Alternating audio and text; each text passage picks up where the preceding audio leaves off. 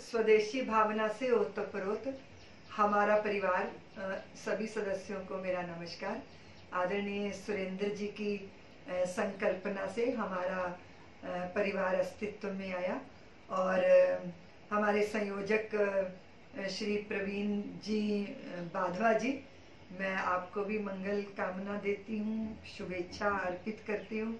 और हमारे पीके डॉक्टर पीके सिंगल जी और हमारे संरक्षक श्री राजकुमार गोयल जी, मीडिया प्रभारी कपिल जी, आप सबको मैं बहुत बहुत शुभकामनाएं देती हूँ। निश्चित रूप से राष्ट्रीय स्वयंसेवक संघ के संस्कारों से जिनका हृदय भी संस्कारित हो जाता है, उनके कर्मों में देश धर्म प्राथमिकता पर रहता है। राष्ट्रहित ही सर्वोपरि है, ये विचार ही रोम रोम को पुलकित कर देता है।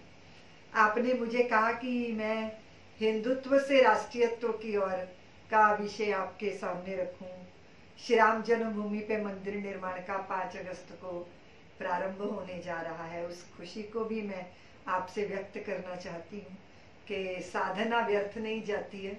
कोटि कोटि लोगों ने जिंदगियां दी, जवानियां दी, अपने को समर्पित किया। जब जब भारत के मंदिरों की प्राण प्रतिष्ठित प्रतिमाओं को खंडित किया गया, उन विषम काल में भी लोगों ने अपने हृदय के आसन पर अपने आराध्य की प्रतिमा स्थापित की। घर घर मंदिर बने, आराधना हुई, साधना हुई, श्रद्धा पुष्प अर्पित किए गए।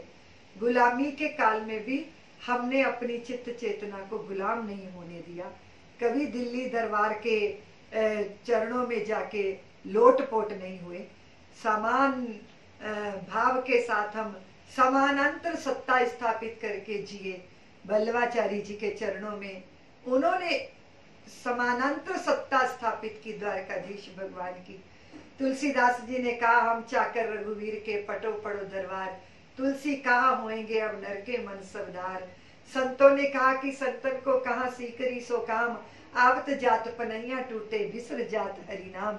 हमने कभी भी अपनी चेतना को गुलाम नहीं होने दिया और उसका ही ये प्रभाव है, हमारे पुरखों का ही अचल दृढ़ निष्ठा और श्रद्धा का ये प्रभाव है कि आज 5 अगस्त को हमें श्री राम जन्मभूमि के मंदिर निर्माण के, पुनर्मंदिर निर्माण के शुभ अवसर को देखने का, उसका साक्षी बनने का अवसर मिल रहा है। आप देख रहे हो ना, जब जब भारत में आंधियां आई, उन आंधियों ने, झंझावात भरी आंधियों ने क्या किया? हमारी आस्था के केंद्र पर चोट की। हमलावर जब भी आया विजेता बनकर, विजेता बनने के लिए उसने हमारा धन लूटा, संपदा लूटी, हमारी देवियों स्त्रियों की इज्जतें लूटी, पर उसने चोट की हमारे स्वाभिमान पे, आस्था को नष्ट करने का प्रयत्न किया। लेकिन जब जब वो आंधियां विदा हुई तो उन्हीं खंडहरों में से हमने पुनर्निर्माण किए, नव निर्माण किए, अपनी आस्थाओं के दीपों को कभी बुझने नहीं दिया। यही कारण है 2000 साल, तकरीबन 2000 साल की गुलामी के बाद भी हिंदू इस रूप में है। इसके पीछे हमारे पुरखों का तप है, त्याग है, प्रतीक्षा है, बलिदान है, उनके समर्पण की भावना है। और उनके लिए जो प्राथमिक रहा वो क्या रहा? वो प्राथमिक रहा अपनी आस्था, अपनी श्रद्धा, अपनी जीवन संस्कृति, अपने संस्कार, अपने आराध्य जो हमको मनुष्य बनाते हैं, मानवीय विचार देते हैं, वो धरातल देते हैं, मनुर्भव की जो है वो हमें देशना देते हैं, सर्वे भवन्तु सुखिना का मंत्र देते हैं, सब में ईश्वर को देखने की दृष्टि देते हैं।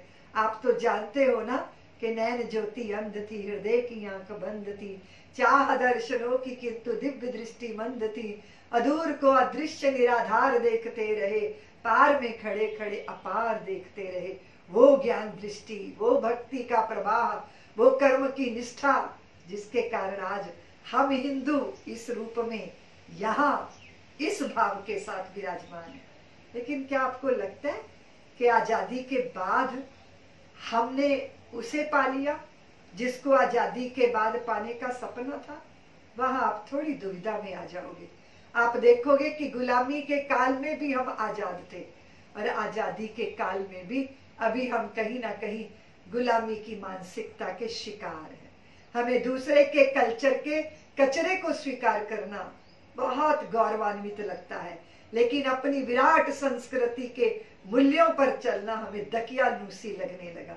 इसके पीछे आप भी जानते होंगे, हमारा परिवार के सदस्य भी जानते होंगे कि यही शिक्षा व्यवस्था अगर चलती रही तो आपकी संतानों का हृदय बंजर हो जाने वाला है। पढ़ने लिखने के बाद संतानें अपने माँ पिता को मूर्ख समझती हैं और अपनी आस्थाओं के प्रति निष्ठा रखना बेवकूफी समझती हैं। यही उनका सॉफ्टवेयर तैयार किया गया है, जिसके कारण आज इस तरह की स्थिति पैदा हुई। इसलिए आप दावा नहीं कर पाओगे कि गुलामी के काल में तो हम आजाद थे, ठीक है मानसिक दृष्टि से, पर आजादी के दौर में भी हम आंतरिक आजादी के स्वामी हैं, तो आपको दुविधा हो जाएगी, क्योंकि हम चूके हैं। अगर आपको स्वदेश और देश और धर्म और देशना दृष्टा उसके बनना है, तो फिर आपको तय करना होगा अपनी संतानों के लिए कि हम अपनी संतानों को तुलसी के पौधे मानते हैं, और तुलसी के पौधे वासनाओं की शराबों से नहीं, संस्कारों के गंगा जल से सींचे जाने चाहिए। तो वो संस्कार कहाँ से होंगे? मेरे देश का मजाक उड़ा के, मेरे देश की व्यवस्था का विनोद करके, ऐसे ऐसे चुटकुले बनाकर आत्महीनता अंदर बोई गई, आत्महीनता। इसलिए देखिए जरा अपनी फिल्मों को, देखिए अपने सीरियलों को, जहाँ कोई पंडित और पुजारी बलात्कारी दिखाया जाता है और कोई विधर्मी बड़ा सेवा का, उदारता का मसीहा दिखाया जाता है। कैसे ब्रेन वॉश होता है, धीरे धीरे हुआ, धीरे धीरे ये जहर पिलाया गया, उसका दुष्परिणाम आया सामने कि हमें अपनी श्रेष्ठ संस्कृति के प्रति गौरव नहीं रहा।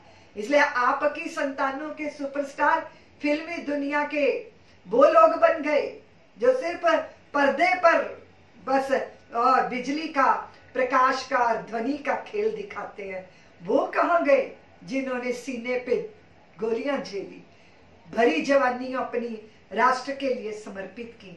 उनके प्रति रोमांच क्यों नहीं, उनके लिए खून क्यों नहीं खौलता, उनके लिए चित्त में जज्बा क्यों नहीं पैदा होता?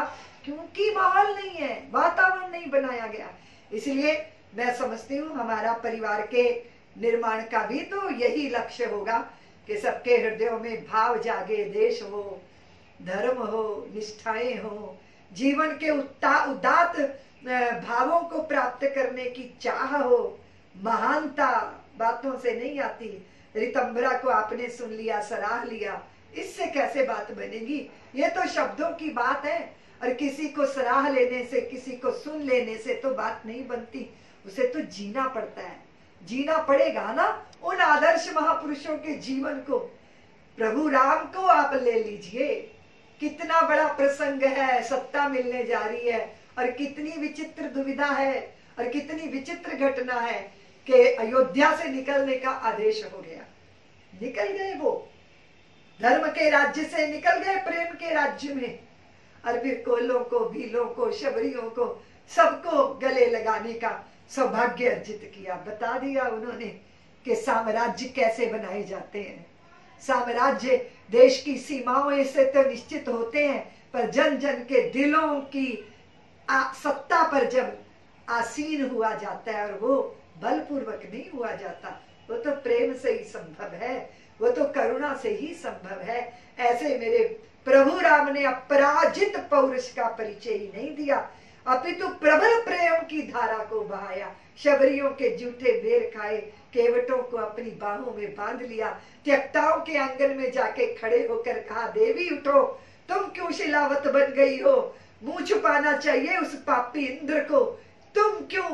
तुम तो निर्दोष हो देवी। और फिर ऐसी स्थिति में पति भी दौड़े चले आए और अहल्या को स्वीकार कर लिया। कैसा होता है प्रेम, अर्पण और समर्पण, और कैसी होती है वीरता और साहस, कैसी होती है निर्भयता। स्मरण रखिएगा, सनातन कहता है कि जो बोले सो अभय, सनातन धर्म की जय। आत्मा हमेशा निर्भय होती है, और ये देह में फंसा जीव ही भयभीत होता है, और भय ही सारे पापों की जड़ होती है, और भय के कारण ही सत्य के पक्ष में व्यक्ति खड़ा नहीं हो पाता। यह तो बतलाओ कौन यहाँ है जिसे प्राणों से प्यार नहीं है, मगर जगत में जुड़ा शुरू से मित्र कहाँ संघार नहीं है। मृत्यु क्या है, वस्त्र बदलना कुछ पल का विश्राम साथियों। जीवन एक अखंड पर्व है, साधारण त्योहार नहीं है। जीना सबसे बड़ी कला है, लेकिन ये एक अटल सत्य है कि मरने से डरने वाले को जीने का अधिकार नहीं है। ऐसे निर्भय पद पर प्रतिष्ठित होकर पूरे जन जन के हृदय में राम की प्राण प्रतिमा को स्थापित करने का अवसर आ गया। श्री राम जन्मभूमि के मंदिर का पुनर्निर्माण तो प्रारंभ है। जन जन के हृदय में देश को स्थापित करना है। स्वदेश की भावना जब स्थापित होती है तो हम समझते हैं कि चीन का सस्ता सामान खरीदने के लिए अपने राष्ट्र के इतने अनमोल गौरव और स्वाभिमान को तिलांजलि नहीं दी जा सकती, नहीं दी जा सकती तिलांजलि, नहीं किए जा सकते समझौते। इज्जत और स्वाभिमान, संप्रभुता और अखंडता को इस तरह दांव पे नहीं लगाया जा सकता। और अब तो देश का नेतृत्व भी ऐसे लोगों के हाथ में है जिनका निर्माण ही राष्ट्रीय स्वयंसेवक संघ की टकसाल में हुआ है। तन समर्पित, मन समर्पित और यह जीवन समर्पित, चाहते हैं देश की धरती तुझे कुछ और भी दो। ऐसी भावना के साथ मैं आप सबको निवेदन करती हूँ कि 5 अगस्त का आनंद तो हम सबको है, लेकिन ये प्रारंभ मात्र है। आने वाली पीढ़ियों के लिए पथ प्रशस्त करना है। भारत प्रत्येक भारतीय के हृदय में विराजे, तभी संभव होगा। भव्य भारत से भारत का कल्याण नहीं होगा। भव्य भारत और दिव्य भारत से भारतवासियों को आनंद और प्रसन्नता, जीवन के चरमोत्कर्ष का परिचय होगा। इसलिए राम को गति बनाइए, मति बनाइए, शक्ति बनाइए और फिर देखिए कि बिना राम के भारत भर में भारतवर्ष कहाँ है और बिना राम के आदर्शों का चरमोत्कर्ष कहाँ है। इसलिए चलिए 5 अगस्त की भव्य बेला का आनंद लें, दिव्यता से भरकर, लेकिन अपने देश धर्म के लिए अपना सर्वस्व समर्पित करने की भी तैयारी करें। मैं आदरणीय श्री हमारे जो संयोजक महोदय हैं डॉक्टर प्रवीण बाधवा जी, आप सबको, आपके पूरी टीम को, साथियों को बहुत बहुत शुभकामनाएं देती हूँ और स्वदेशी की इस भावना को, आपकी भावना को वंदन करती हूँ। हमारा परिवार दिन रात जो है प्रेम और स्नेह के, वत्सलता, सौमनस्यता, एकात्मता के सूत्र में बंधे। बस एक ही बात, हमारा परिवार न ऊंच न नीच, न छोटा न बड़ा, न अमीर न गरीब, न अगड़ा न पिछड़ा, न स्वर्ण न अवर्ण, बस एक ही हमारा परिवार, एक ही संज्ञा के साथ। हम भारत माँ की संतानें, हम भारतीय, हिंदू माँ की कोख से जन्मे, हम हिंदू, रोम रोम एक ही परिचय, रोम रोम, और रोम रोम में भरा हो हिंदुत्व का वो भाव जो राष्ट्रीयता के साथ जोड़े और अपितु राष्ट्र को भी भारत की सीमा तक सीमित ना करे। भारत जहां जहां दिल में लेके हम जाएंगे, वहां वहां भारत का भाव साम्राज्य